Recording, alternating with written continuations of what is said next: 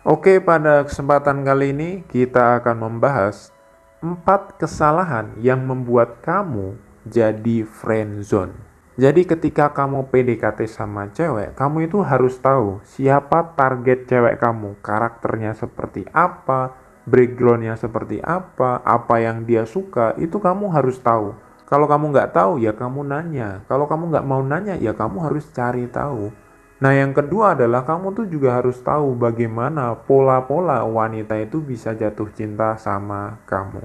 Gue pernah membahas pola jatuh cinta wanita. Kalau kamu tahu dan memahami pola itu dengan baik, kamu akan lebih mudah untuk dapetin cewek. Kalau kamu belum nonton video itu, linknya ada di deskripsi. Nah, sekarang kita akan masuk, kenapa sih ketika kamu PDKT, tiba-tiba kamu tuh malah jadi friendzone sama dia?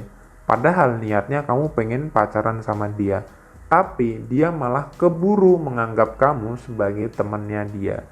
Sehingga kamu terjebak dalam zona friendzone. Yang pertama adalah kamu PDKT-nya lewat curhat. Atau kamu tuh PDKT-nya lewat pendekatan pertemanan dulu.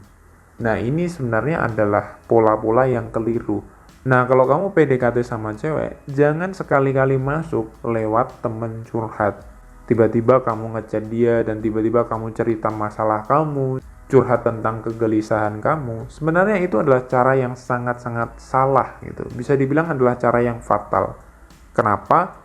Karena ketika kamu PDKT sama cewek lewat curhat, maka cewek itu akan menganggap kamu sebagai orang yang lemah. Kenapa? Karena ya kamu aja bukan siapa-siapa, tiba-tiba cerita tentang masalah kamu. Memang lo pikir cewek itu siapa, bro? Logikanya gini, misalkan ada cewek yang curhat sama kamu, sama cewek yang PDKT-nya lewat obrolan yang seru. Kamu kira-kira lebih pilih yang mana? Pasti kamu lebih pilih obrolan yang seru kan, daripada obrolan curhat. Kenapa? Ya, siapapun cewek, kalau tiba-tiba kamu ngechat dan kamu kasih masalah ke cewek, cewek itu pasti annoying gitu. Kenapa? Ya, lo tuh siapa bro kok tiba-tiba curhat sama gue? Lo tuh siapa kok tiba-tiba ngobrolin soal permasalahan kamu? Kalau kamu PDKT-nya lewat curhat, otomatis cewek itu akan menilai kamu sebagai cowok yang lemah. Kenapa? Karena kamu tidak bisa menghandle masalah kamu, sehingga kamu curhat sama dia.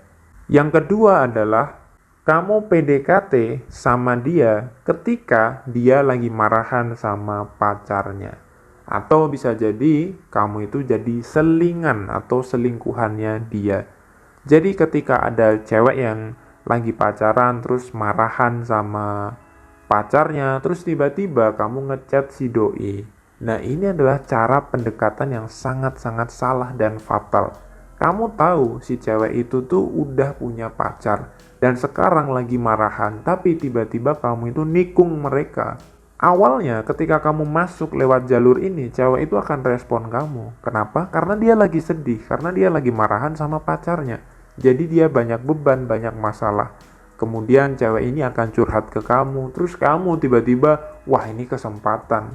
Tapi bro, ketika cewek udah balikan, udah baikan sama cowoknya, kamu akan ditinggalin. Kenapa? Ya cewek akan nganggap kamu cuma selingan doang gitu. Kenapa cewek melakukan hal seperti itu? Ya wajar aja. Orang kalau lagi marah, orang kalau lagi suntuk, pasti butuh teman curhat kan? Dan kamu itu cuma dijadikan selingan. Anggap aja kamu tuh cuma pria cadangan yang digunakan untuk benefit tertentu. Jadi bisa dibilang kamu adalah alat untuk nge-backup ketika cowoknya lagi marahan. Sesimpel itu bro. Nah yang ketiga adalah PDKT modal berkorban. Atau ketika kamu PDKT sama cewek, kamu itu pura-pura jadi nice guy, pura-pura jadi good boy, pura-pura baik gitu. Modal kamu itu cuma nuruti kemauan cewek, modal kamu nyogok cewek pakai duit, modal kamu itu ya cuma berkorban antar jemput dia, dengerin ceritanya dia, udah itu doang gitu. Tapi selain itu, kamu itu nggak punya hal-hal yang menarik, kamu nggak punya daya tarik gitu. Sehingga cewek ini ya memanfaatkan kamu, itu hanya untuk dimanfaatkan aja. Disuruh antar jemput, disuruh bantuin cewek ini, disuruh bantuin cewek itu, dan lain sebagainya. Apakah cewek akan nyaman? Ya cewek akan nyaman sama kamu, tapi kamu gak akan pernah dianggap sebagai pacarnya dia. Kenapa? Ya karena kamu gak punya daya tarik. Tapi kok dia tetap mau ya bro sama aku? Ya dia itu mau sama kamu bukan karena cinta, tapi ingin memanfaatkan kamu bro. Kamu tuh harus bisa peka, kamu tuh harus bisa membaca situasi. Kamu harus tahu kapan cewek itu memanfaatkan kamu dan kapan cewek ini tuh bener-bener suka, bener-bener cinta sama kamu. Nah, yang paling parah dari kasus ini adalah kamu dimanfaatkan sama cewek, tapi kamu nyaman di posisi itu. Nah, itu adalah hal yang sangat parah. Bisa dibilang ini kalau dalam psikologi namanya apa ya? Bisa dibilang Stockholm Syndrome. Atau ketika kamu diperbudak sama orang dan kamu tuh malah nyaman diperbudak gitu. Kamu merasa ketika disuruh-suruh sama cewek, disuruh berkorban sama cewek, kamu merasa itu adalah cinta. Nah, itu adalah hal yang sangat parah. Ketika kamu berkorban dan kamu merasa kamu hebat ketika berkorban sama cewek, ketika kamu antar jemput cewek dan kamu merasa senang, ketika kamu merasa senang diperbudak sama cewek, disitulah titik dimana harga diri kamu itu sudah jatuh. Ketika cewek itu tiba-tiba pergi ninggalin kamu, kamu akan rusak, kamu pasti akan broken, kamu pasti akan mengalami patah hati yang sangat-sangat dalam. Maka wajar ketika orang bilang cinta itu buta. Ya sebenarnya bukan cinta yang buta, kamu aja yang tidak bisa membaca situasi dan membaca kondisi. So, kalau kamu punya pemikiran seperti ini, lebih baik coba kamu benahi dulu pikiran kamu. Coba perbaiki mindset kamu dulu. Karena kalau kamu masih berpikir bahwa cinta itu harus berkorban, harus begini, harus begitu, kamu akan capek sendiri bro. Sampai kapan kamu mau berkorban untuk cewek? Pertanyaannya adalah, apakah cewek juga memberikan investasi sama ke kamu? Kamu terlalu banyak berkorban sama cewek.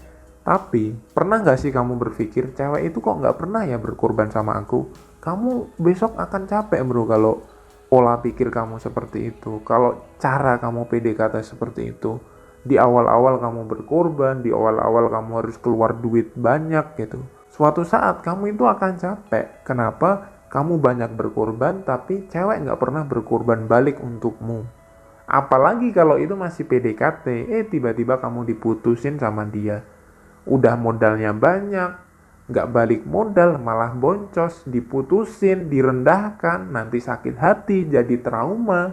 Pas mau PDKT ke cewek lagi, kamu akan bilang, gimana ya kalau cewek ini sama seperti cewek aku yang dulu, yang merendahkan aku, yang mutusin aku. Akhirnya kamu jadi trauma.